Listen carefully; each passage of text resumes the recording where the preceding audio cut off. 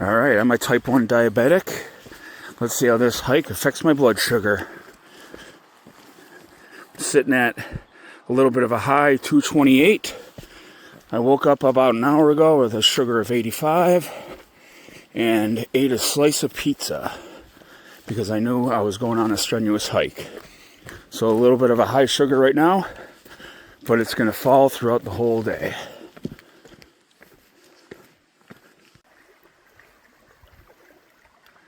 Alright, just finished my first segment of the hike, about a 300-foot climb from the car to this beautiful pond. Sugar's sitting at 221. You can see the climb since about 5:30 in the morning was 85. I ate a whole slice and a half of pizza before this strenuous hike. Only took my long lasting about half an hour ago, so my sugar will drop considerably throughout the entire hike. So I'm gonna go around this pond, and we got about a 500-foot climb, flattens out, and then a 1,200-foot climb. So the total stats of today's hike is about 7 miles and 2,000 feet of elevation gain. So just got done with the second small climb. That was about 500 feet. So I've done about 800 feet of elevation gain. One thing is sometimes when your sugar changes rapidly on a hike like I do, your sensor will come up with an issue because your sugar is rapidly changing. Remember to always bring a finger prick checker. And guess what? I forgot mine today. But it should level out in the next few minutes.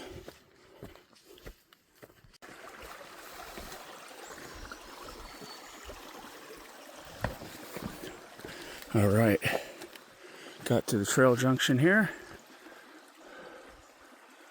We've got 1 mile left and 1,200 feet of ascent. So this climb is going to be a doozy, and it gets right into it.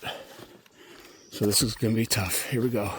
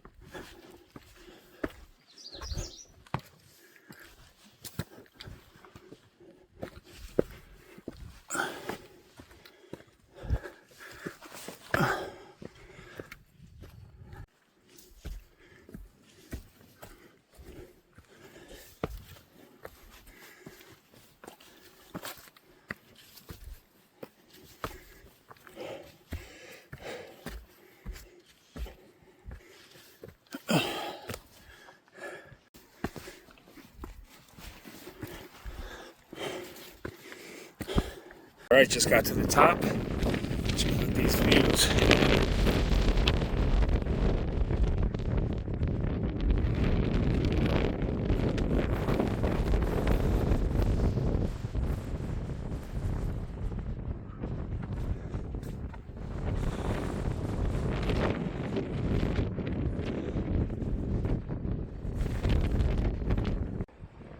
So my Dexcom is still showing brief sensor issue, which is a little frustrating. But sometimes when you do extreme exercise, these Dexcoms don't work the best. So it's always crucial to bring your finger checker, and unfortunately I forgot mine. Well, actually I do have mine, but I ran out of test strips. But I know my body very well, and in time it should level out, because it kept going in and out, and I was having some really wacky readings. So hopefully in the next 10-15 minutes it'll even out and fix itself. But sometimes it stops working because your sugar's rapidly changing, and it just wants to make sure that it's correct. So, but sometimes it's a little frustrating.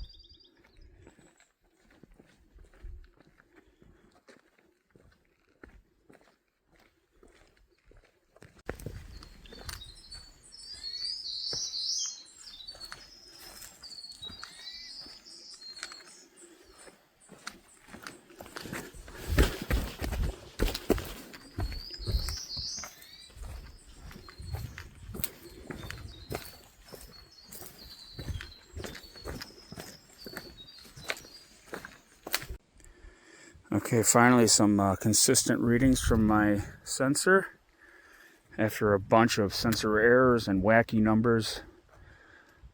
Sitting at 187. Not my happiest reading, but a few lessons from today. Looking back, I shouldn't have eaten as many carbs as I did because my long-lasting insulin has not taken full effect yet. And another lesson, obviously, always bring your finger pricker, because these sensors, sometimes when you're exercising and your sugar's rapidly changing, it'll come up with that sensor error. And I was at the very top of the mountain and I had no idea what my sugar was. Frustrating, but I know my body very well, so I knew I wasn't going to go low. And that's my biggest worry when I'm out here in the woods. So, yeah, nobody's perfect. And like I said, my long-lasting has not taken full effect yet. So I assume my sugar is going to continue to fall because I got a ton of exercise this morning. So, 187, no short-acting insulin, and I probably ate 70 carbs.